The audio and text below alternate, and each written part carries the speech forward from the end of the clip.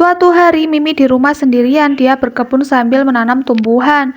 Keesokan harinya Mimi kaget karena tumbuhannya sudah besar hingga menutupi jendelanya. Mimi segera memotong bagian yang terlalu besar sampai semuanya bersih guys.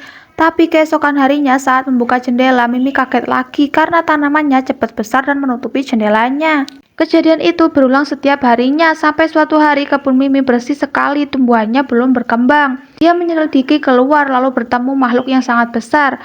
Karena Mimi takut dia menembaknya guys. Beberapa menit kemudian Mimi merasa bersalah dia memegang makhluk itu. Tiba-tiba tubuh Mimi bercahaya dan tubuh makhluk itu perlahan cahayanya menghilang. Ternyata kekuatan makhluk itu pindah ke Mimi. Kini Mimi menggunakan kekuatannya untuk menumbuhkan pohon-pohon guys. Bocil ini membuat molen tapi pas di oven molennya ngembang dan gak jadi. Berulang kali bocil ini masak molen tapi gagal terus.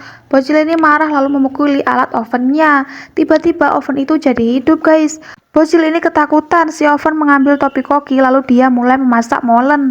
Akhirnya masakan si oven sudah jadi dan hasil molennya sangat cantik tanpa gosong sedikit pun guys. Bocil ini diajak masak bareng, dia mau diajari cara masak molen yang benar.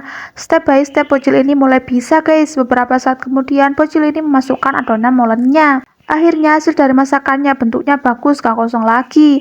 Tapi seketika itu juga si oven kembali mati guys. Suatu hari ada manusia batu yang sedang memantau kera betina dari atas. Manusia batu ini terpesona dengan kecantikannya.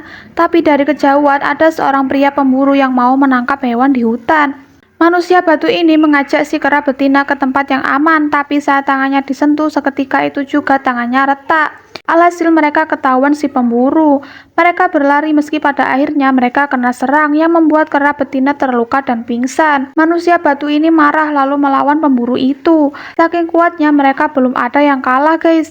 Manusia batu ini loncat dari atas hingga pemburu itu tertindih dan akhirnya kalah. Manusia batu ini terpaksa mengangkat kera betina meski badannya akan retak dan hancur. Beberapa jam kemudian kera betina ini siuman dan melihat serpihan badan dari manusia batu itu guys. Dia rela berkorban demi menyelamatkan makhluk lain. Pria ini muncak manjat tebing. Saat di perjalanan tiba-tiba saljunya longsor.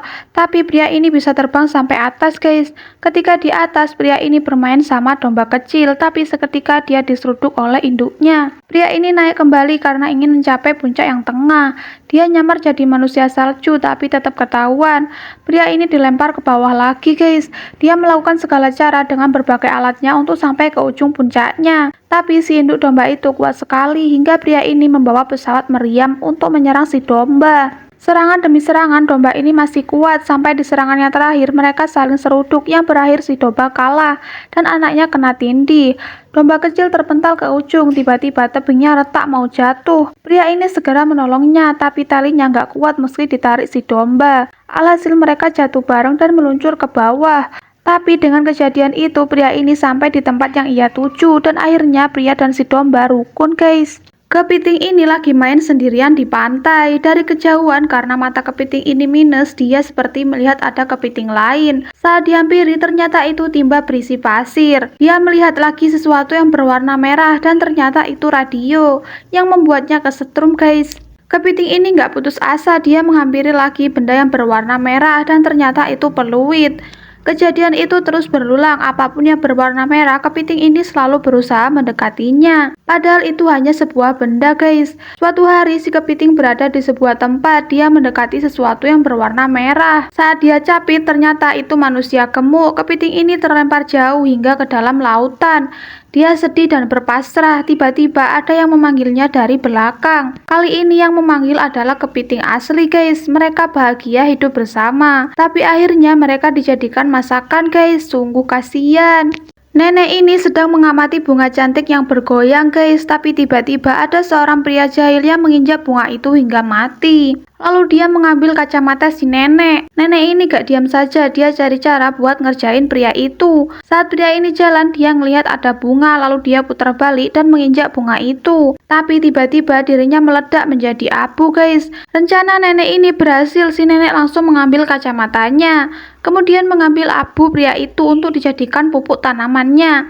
Akhirnya beberapa saat kemudian bunga itu tumbuh menjadi sangat cantik dan bergoyang-goyang guys.